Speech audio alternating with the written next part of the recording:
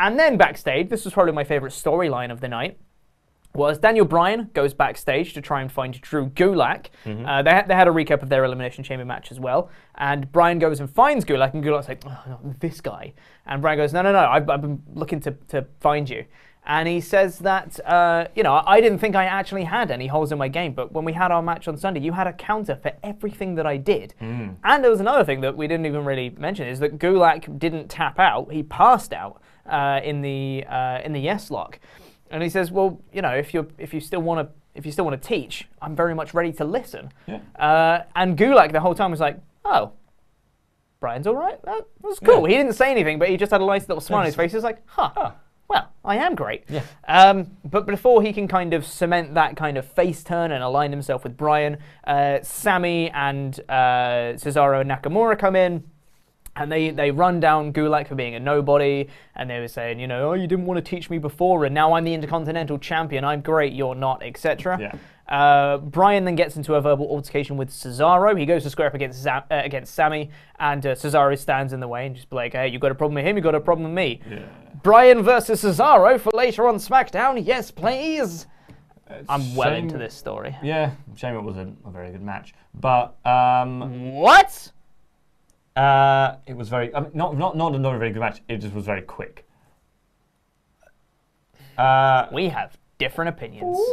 After that, we got Bryan with Cesaro, and Gulak accompanied Bryan to the ring. Bryan was very unsure whether to do the yes chants or not, considering there was no crowd.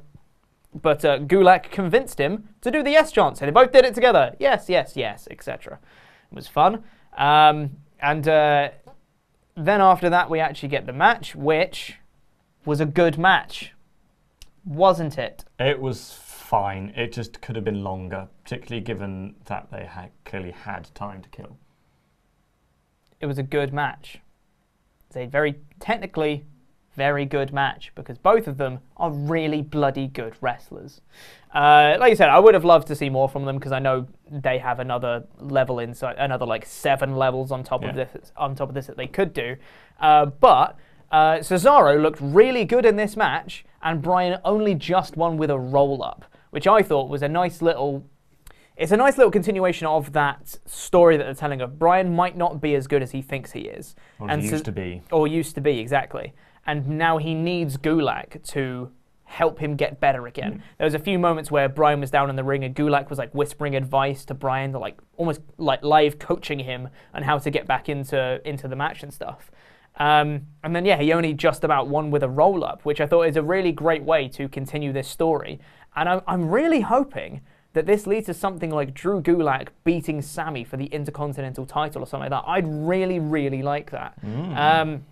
After he wins with the roll-up, he gets piled on by the other 3 of them. They start beating down Bryan. Gulak comes in to aid Daniel Bryan, but then he gets beaten up, and he gets the worst of the beating. He gets thrown into the steps and things like that. He's left like laid out, and Bryan's there like trying to protect him, kneeling over him, and the other 3 of them kind of walk off. I thought it was great. A huge face turn for Gulak that I thought was done really, really well, because he didn't really change all that much about him. There's a lot of heel and face turns where you're like, well, this is a completely different person that we're being presented with. Gulak feels like the same person, and everyone around him has now just realized that he's a face.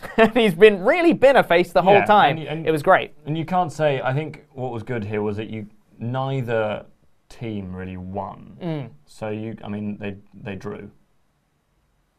And which is good for the storyline, because you don't want Drew and Bryan to look rubbish this early. You don't want them to just stand tall above over the new Intercontinental Champion in his faction. Yeah. So it was good that there was like you attacked us, and the only reason you kind of got the upper hand was because you had an extra guy, and they sort of fought each other off, and then the limited amount of referees came in and separated them. Yes.